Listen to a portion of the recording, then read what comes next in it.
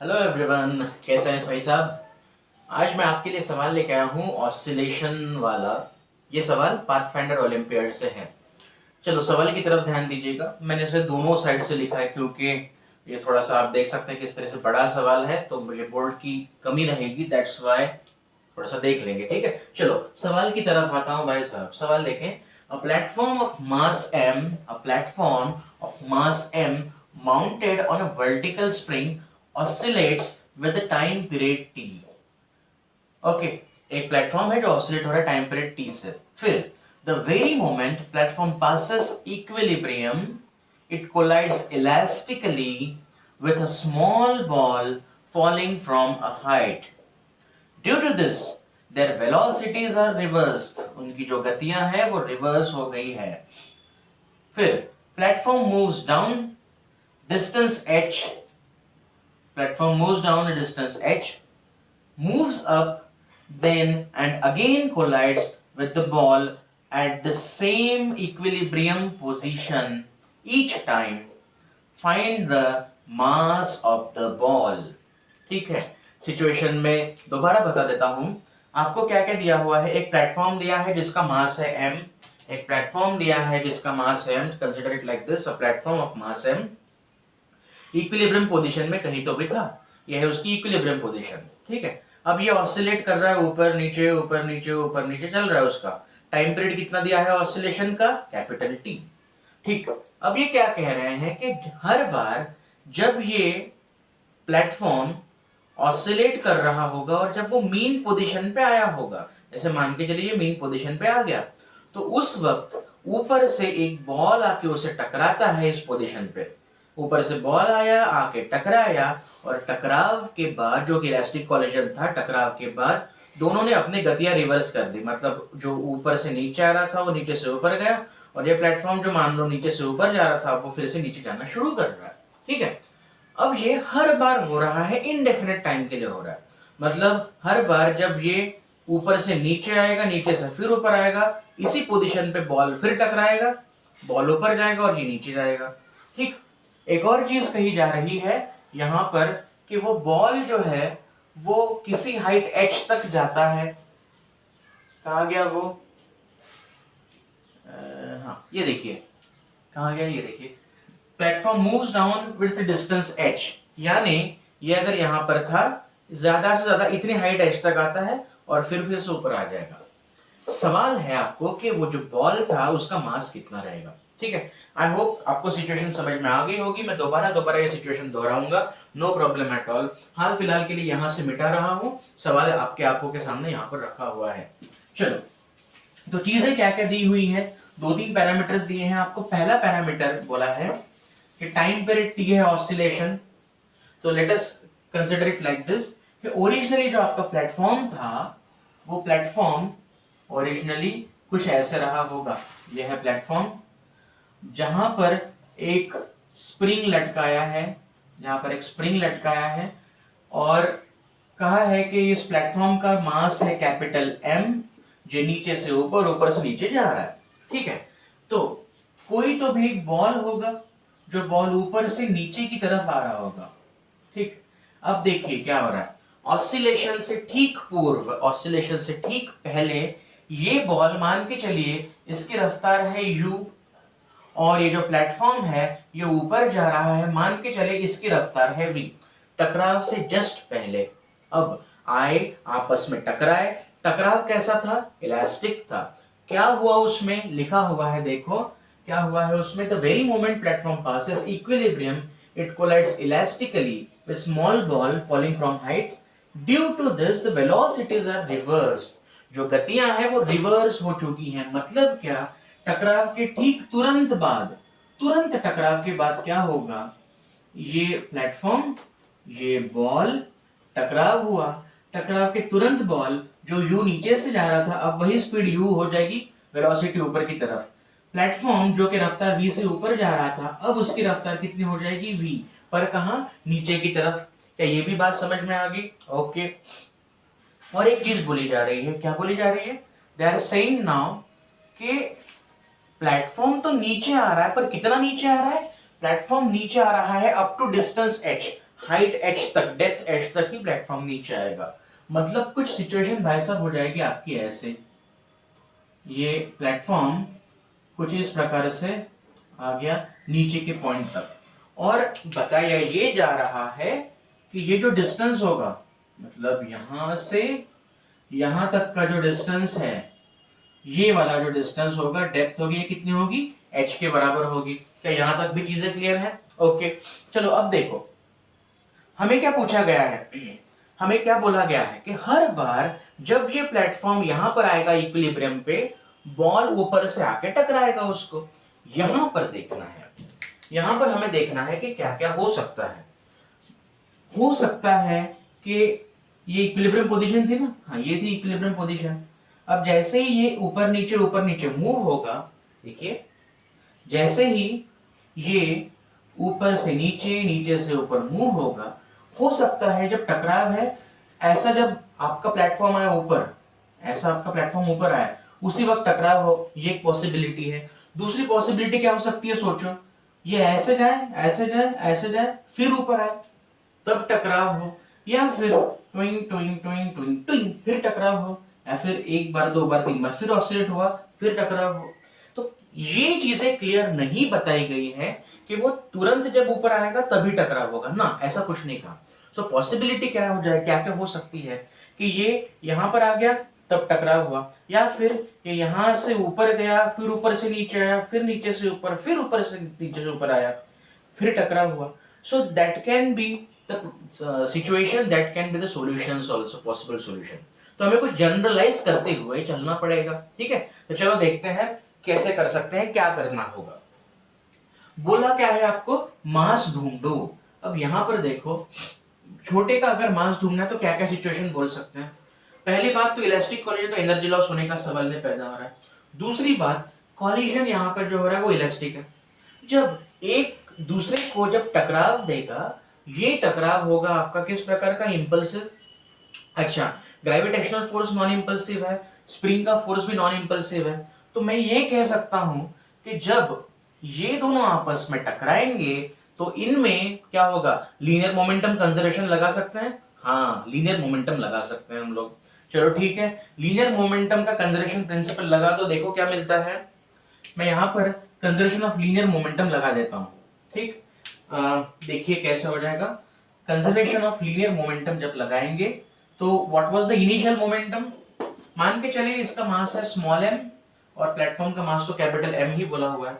तो initial momentum कितना हो गया, initial momentum, I am considering this direction as negative and this direction as positive. उस logic से चलो, m इंटू यू नीचे की तरफ माइनस mu नीचे की तरफ, इसका मोमेंटम कितना, कैपिटल M इंटू v ऊपर की तरफ, बराबर है। अच्छा, फाइनल मोमेंटम देखो, फाइनल मोमेंटम देखो, मास कितना छोटू का m, रफ्तार u, ऊपर जा रहा है इसलिए पॉजिटिव। ये मास m, वेलोसिटी v, नीचे जा रहा है सो नेगेटिव। ये है इनिशियल, ये है फाइनल मोमेंटम। क्या मोमेंटम कंजर्व हो रहा है, हाँ, इन दोनों के सिस्टम के लिए मोमेंटम कंजर्व हो रहा है। और इसलिए मैं कह सकता हूं यहां पर, मैं यहां पर कह सकता हूं कि initial momentum is equal to final momentum, and when you solve this stuff कितना आएगा देखो, minus mu plus mv is equal to mu minus m into v। Readjust कर दो, 2mu equal to 2mv, यानी कि mu equal to m into v आ जाएगा। मुझे ढूंढना क्या है, मुझे ढूंढना है स्मॉल m। स्मॉल m कितना आ जाएगा फिर आपका आंसर, आपका आंसर आ जाएगा small m will be equal to capital M into V by U। ये आपका जवाब है, पर आपका जवाब V और U के टर्म्स में आया। हमें ना वेलोसिटी V के बारे में कुछ बताया गया है, ना इनिशियल वेलोसिटी U के बारे में बताया गया। हमें तो भाई साहब टाइम पीरियड T बोला है, हाइट h दी हुई है, ठीक है, acceleration due to gravity g बोली गई है। इसके टर्म्स में हमको आंसर निकालना है, तो कैसे निकलेगा, चलो जरा सोचते हैं। इसे उठा के साइड में रख देता हूं मैं, ठीक है, कॉर्नर में रख दिया कि भाई m जो मास है छोटू का वो कितना आएगा, m is equal to capital M into V by U। मुझे सोचना ये है कि ये V और U को नॉन टर्म्स में मैं कैसे लिख सकता हूँ। अब यहाँ पर सारा जद्दोजहद है, यहाँ पर सारा दिमाग लगाना है अपने को। चलो देखते हैं कैसे कर सकते हैं। मुझे देखना है कि कैपिटल V और स्मॉल u ये मैं किस प्रकार से नॉन टर्म्स में ढूंढ सकता हूँ। क्या क्या टर्म्स हमको पता है बता दूं आपको। आपको टाइम पीरियड t के बारे में बताया गया था। आपको बताया गया था कि जो स्प्रिंग है वो स्प्रिंग ज्यादा से ज्यादा या प्लेटफॉर्म ज्यादा से ज्यादा हाइट h डेप्थ h तक जा सकता है, डेप्थ h तक जा सकता है। और क्या बताया गया था आपको, बस इतना ही चीजें बताई गई थी। ठीक है, चलो अभी एक एक करके देखते हैं। सबसे पहले v कैसे ढूंढें, v कैसे ढूंढें। तो you know this stuff very well. क्या दिया है आपको, बोला गया था प्लेटफॉर्म है, प्लेटफॉर्म ऊपर नीचे ऊपर नीचे ऊपर नीचे ऑसिलेट करेगा। अब सबसे ज्यादा रफ्तार कहां पर थी उसकी, ऊपर के पोजीशन पे, जब प्लेटफॉर्म सबसे ऊपर के पोजीशन पे आया था तब, है ना। उसके बाद में ऑब्जेक्ट टकराया और ये नीचे गए।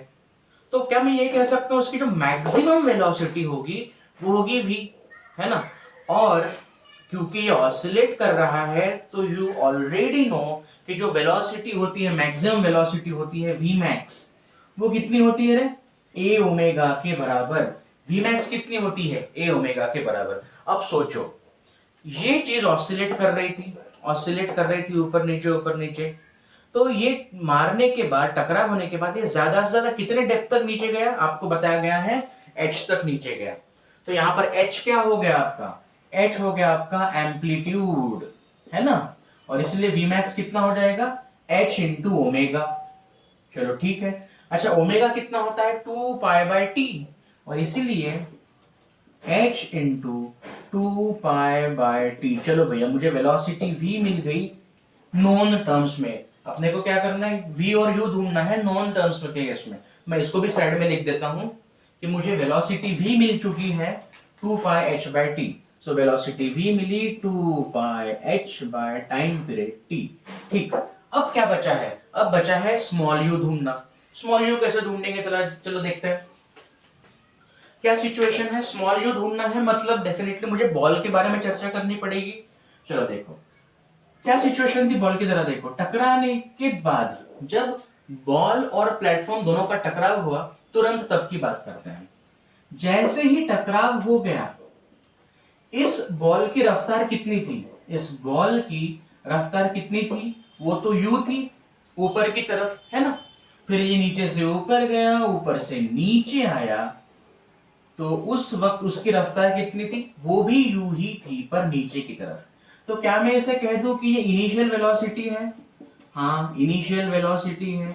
क्या मैं इसे कह दूं कि ये फाइनल वेलोसिटी है टकराव के वक्त के बाद के सिचुएशन में, हाँ सर फाइनल वेलोसिटी है।